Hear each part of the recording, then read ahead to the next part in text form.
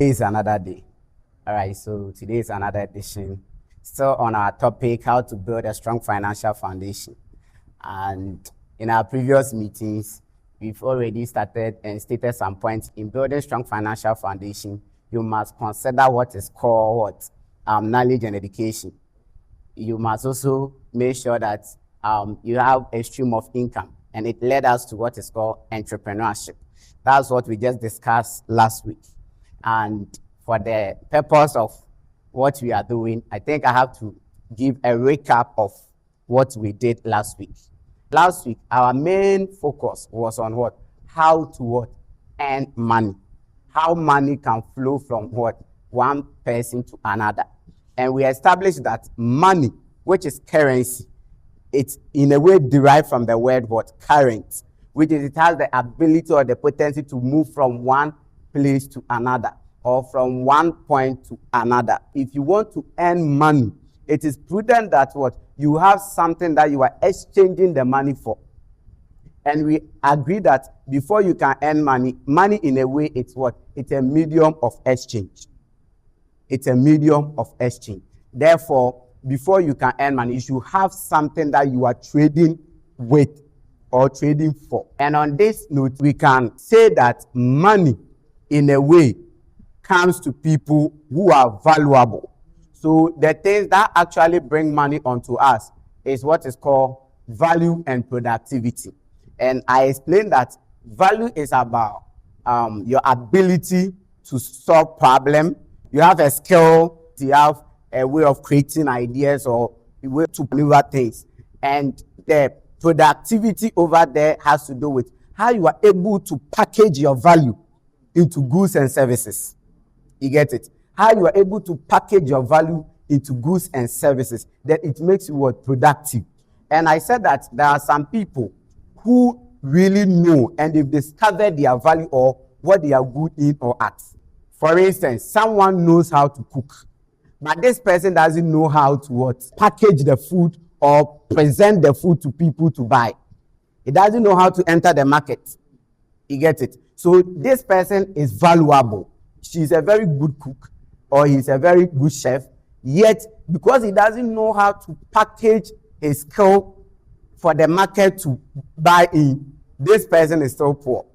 You get it? So it is also advisable or prudent that we know how to package our value into goods and services. All right. So this is what we actually talked about last week. And right now, as we've known how to earn money, how money can flow from one place to another or to me, what should I do with the money then? And this brings to today's teaching. After you've made the money, it is your responsibility to know how to save it, how to keep it, how to manage it, how to multiply it, and how to also preserve it. From the previous point I've listed, we said that before we can build a strong financial foundation, we need what is called savings and investment as a major tool to be considered. In today's section, we are coming to deal with what is called savings. Before that, let me ask, what is savings? Savings is any money we set aside for the future or to be used in the future. So the money you set aside, not the money you have spent that is left and you are keeping it. You set aside before you even spend it. Is what is savings. You get it? And also, even the word savings itself, or the word saving, we can have what is called preservation in it. What is preservation? Protecting or preventing something to be destroyed or damaged. So in other words, if we are saving, it means that we are in a way preserving our future, protecting our future from not being destroyed or damaged. This is why it is important we must consider savings in building a strong financial foundation. You get it? From the Bible, right? The Bible says that wisdom is a defense. Likewise, money. Therefore, money too is a defense. When we say money is a defense, or when we are trying to define something and in a way we are relating it to defense mechanism, What are we trying to say? If you are looking for a shield, a protector, when you see money, don't bypass it. Because it is equally the same as what? Maybe getting a security guard. And I always say, if Elon Musk should come before you now, you are likely not be able to even utter a word. Even without his bodyguard. If our president comes here now without his bodyguard, you will be shivering in a way. Just his appearance alone. No. But do you know what is causing you to, exhibit those kind of behaviors? Because of the money that he has or he possesses. That's how come he doesn't have any defense around him. But yet, in a way, in the spirit, they know that this man is well protected because of the money he has. It shows him. And I always use this example that imagine you are in armor car. This heavy metal car that the military people use it for their battles or peacekeeping. Imagine you are in it and mosquitoes are chasing you. Will you be bothered about it? Imagine you are in it and even lions coming after you. Will you be bothered? You are not afraid. So this explains why there are some people, especially rich people, they don't go to church to pray certain kind of prayers. Especially for protection and other things, unless to certain realm or certain level. But those kind of prayers, I pray that I will not fall sick, those things, mere normal sickness, they don't pray about it. Because the money they possess has given them advantage over certain things. So therefore, they don't need to pray because they are not subjected to any temptation. Because of the money they've been able to keep. Because of the money they've been able to manage. Because of the money they've been able to multiply. This is why savings is very important. Quite to save your time from praying unnecessary prayers, in quotes. You get it? This is just about using saving as a word and using preservation and brought in what is called the deliverance aspect. Just to help others to know why money is important to be kept. You get it? So before I will even run you through why you must save, I first want to talk about what is called the concept of seed and bread. Seed and bread. When we get to investment, I'll be teaching about what is called the tripartite of money. But for the purpose of this subject, I want to talk about the seed and bread concept. What does this mean? It means that any money you get, any money you receive in your hands, it has these two components. The seed component and the bread component. The bread is to satisfy your current needs. So when you are hungry, you eat. That is the bread aspect. So any amount of money that you will get, make sure that you have reserved some to eat. The same way, you must also what? Reserve some as seeds. Seeds are very important. You see, when we talk about entrepreneurship or in doing business, the seeds in entrepreneurship are what is called ideas. Ideas have the ability to make you a millionaire. Money does not make you a millionaire. It's an idea. Idea that we put into practice. We take action on it. So they are seeds. Ideas are what? Seeds. They are potential seeds. That are the ability, the potential solutions, everything to solve any need in the market.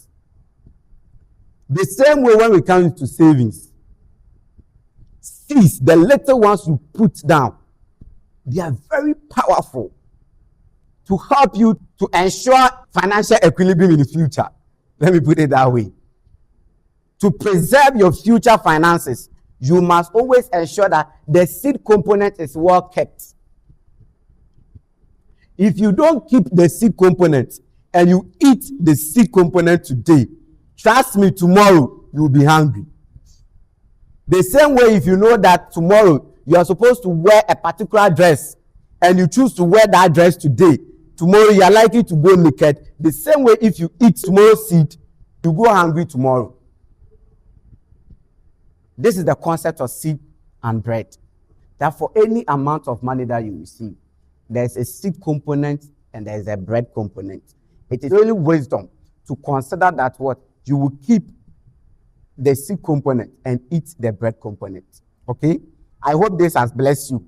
All right. So quickly, let me run through why you must save, of which I will buttress it with the concept of seed and bread component thing. All right. So why you must save? First, we save for emergencies. We save for emergencies. Why do you have to keep the seed component? Because there's a misfortune ahead of you that you are not aware of. So this is why it is very important. Ask whoever, maybe the people who are driving cars, ask them whether they factor that time will come, I'll have issues with my tire, but they don't really know when that thing will come. So when those things, when the unplanned things happens, we call it emergencies. That you need to intervene immediately. It becomes emergency. You don't know when your child will fall sick. So these are the emergencies.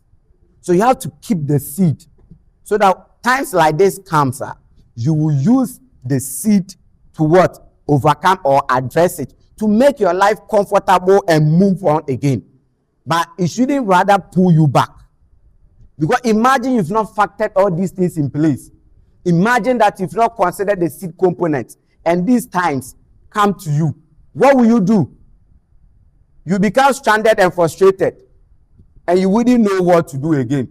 And in a way, it will delay you in achieving purpose. So this is why you must save. We save for emergencies. So the second reason why you must save is for what? Future goals. You know that you are preparing to go to school. You know that you want to buy maybe a house. You want to buy TV.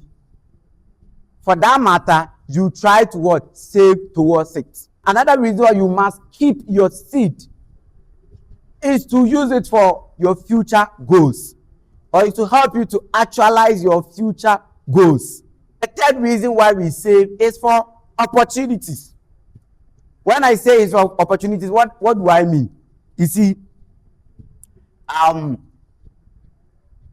from our previous teachings, we've considered a lot of things. And I made mention of something called time and chances. It happens to them all. It's a law. So at a point in your life, things will begin to work well for you, go well for you. Opportunities will be coming, flying in and out. Wherever you go, you encounter opportunity. But for you to be able to utilize the opportunity, it is predicated on the amount of money you saved. The amount of money you save would determine whether that opportunity, you can utilize it or not. Why am I saying this? I know a friend. This friend of mine had an opportunity. As I said, it happens to them all. A time came, there was a man who was relocating. This man said that, my brother, you've been good unto me. We've been friends for a while. I'm relocating to different country. The only thing I have is my Civic. But I need 20,000 to help process my things, my document, so that I can travel successfully. So my brother, if you can help me with the 20,000, I'll give my car to you. This is an opportunity. And because this person understood the concept of seed and bread, he kept the seed. And when the opportunity came, he utilized it handsomely. He was able to get a car which worth more than 100,000 for just 20,000. This was a clear opportunity for him to become great. And because he kept the seed, he was able to utilize it to become what? Great as well. This is why it is important to keep seed or to ensure savings in your life. Another reason why we must save is for investment. So when we get to investment, I'll be teaching you a lot of things, because honestly, ways by which money grows is through investment and probably businesses. It is important that you keep some money so that when you get any investment opportunity, quickly you can jump into it. I want to continue by saying that this savings is very, very important and crucial. And in a way, it's a necessity because there's a law backing it which says that for you to attain financial freedom for the rest of life, you must save at least 10% of your income. And this law is called the law of savings. That if you want to have a strong foundation for your finances, you must always ensure that 10% of your income has been well kept. And it is based on this wisdom, on this law. That's why the churches do talk about what is called tithing. That you must bring, in a way, you have to bring 10% of your income to the church. So God gave the church a template, a wisdom, that if they follow this, churches will be well established. That's the reason why they brought what's called the tithing concept. So that if you are able to get 10% of your income down, you are able to secure the future finances of your organization or of yourself.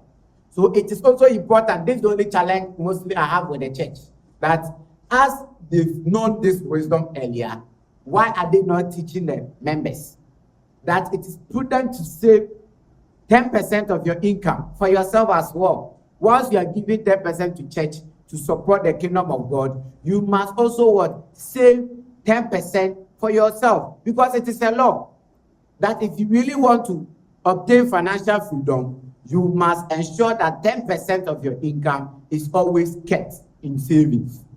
One may ask, right now I can't save now because I'm not earning well, and I want to earn good money before I will begin to save. This is a fallacy a lot of people have not come to realize. Because there is a law which also says that your income will always catch up with your expenses. And this law is called Parkinson's law. It says that your income will always match up with your expenses. Let me give classical example to support this law. If you remember, retrospectively, when we were in school, in the primary level, especially lower primary level, we used to say that if I was the one that my mom used to give me 100 cedis, I would have been able to save 50 cedis or 20 cedis. Because maybe probably at that time you were giving like 50 cedis. But that your friend receives 100 cedis. And you used to criticize him that, why is that your friend not being able to save? Because if you were to be the one receiving such amount of money, you would have been able to keep at least 20 cedis of that amount of money. That's the 100 cedis. But you same person, right now, you receive more than 500 cedis. How much have you kept? It is not about how much you make. It's not about how much you earn. It's about how much you keep. That determines your financial future. So your financial future will become strong, and it depends on how much you are keeping now. So if you are waiting to ensure that you have certain amount of money before you begin savings, that is a lie. This is a dream you will never catch up, because it is a law. As your income are going up, your expenses will always definitely match up to it. You get it? And this also explains why the salary workers, when they are working and their salary increment, they all become happy. And sometimes those in the lower levels criticize them that they shouldn't have even increased their salary, because if you are earning 50,000 and me, I'm earning 5,000, and if they increase my salary by 10%, your own should be lesser. And those people too are also crying that they also need the same level of the allocated percentage.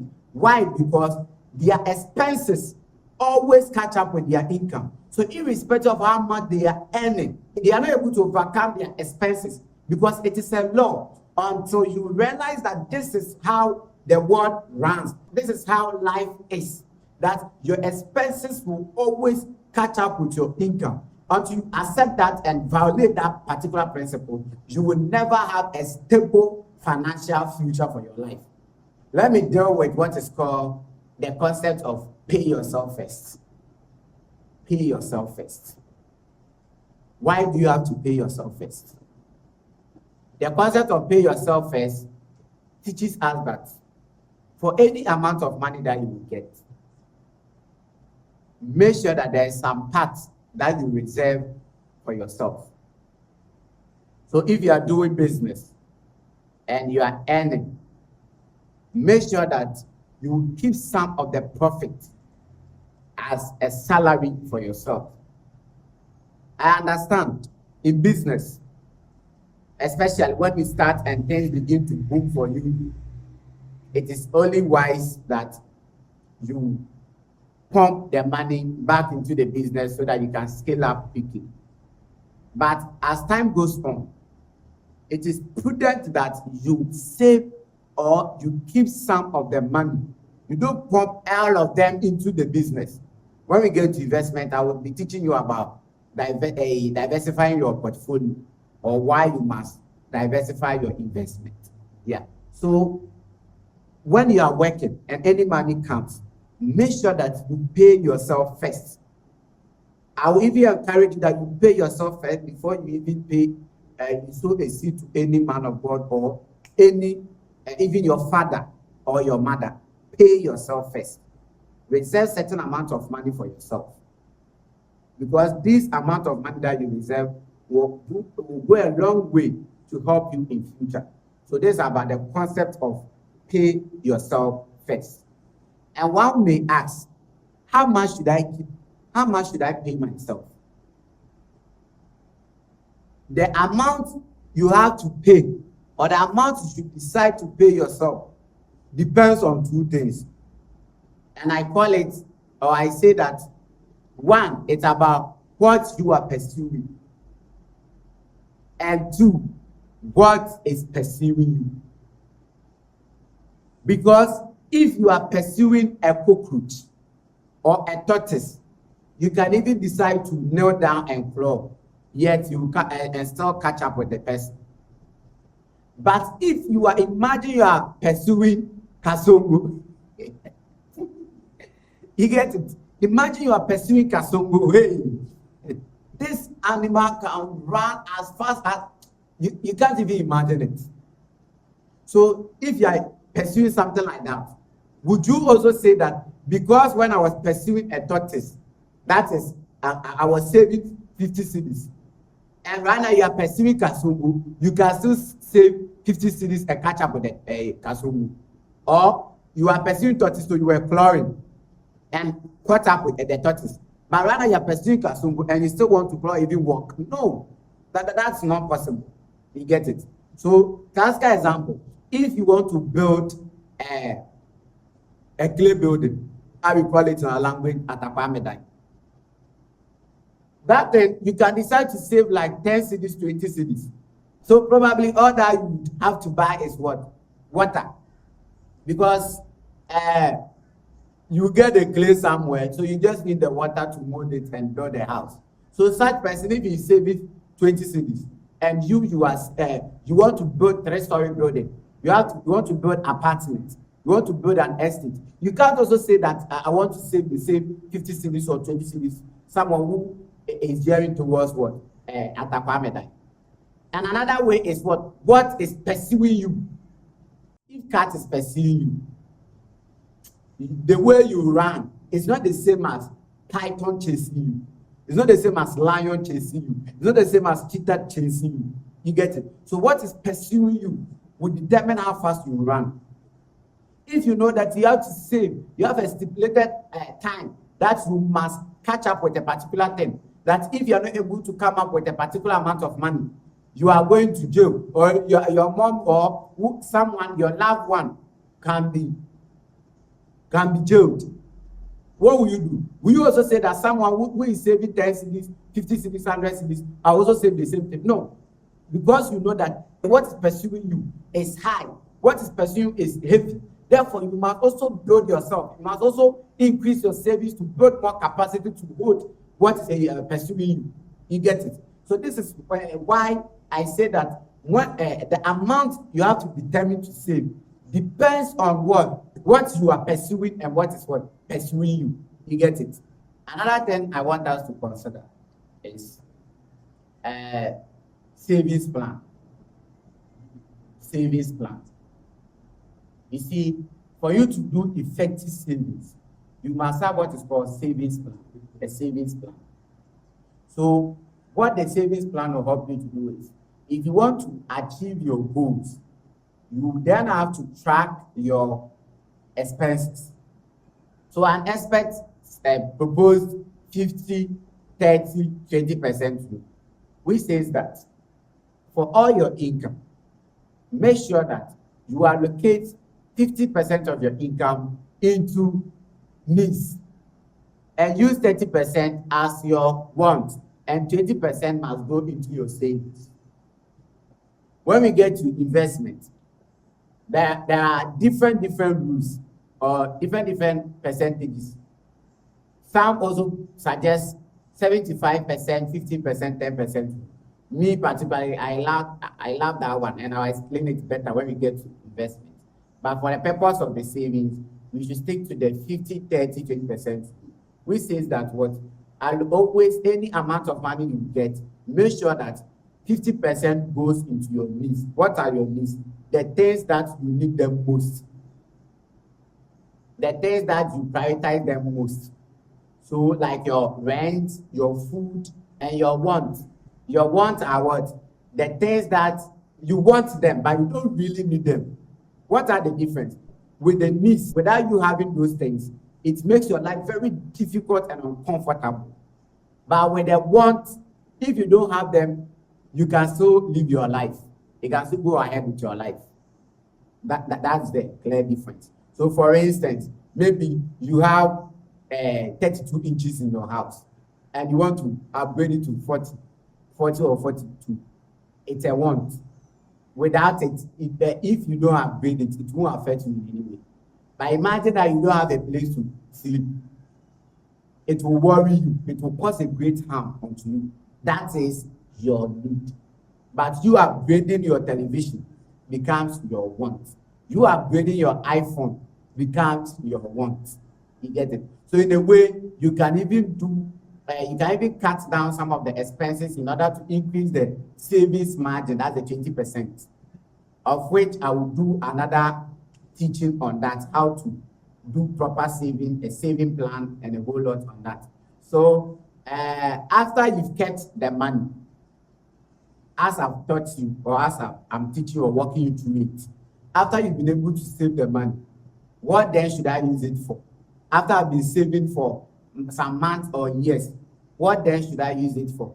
This is the reason why you have to join me next week for another section on the investment, so that I'll teach you how you can multiply the money you've kept for yourself so that you can become financially independent. Thank you for coming, and we'll meet next week.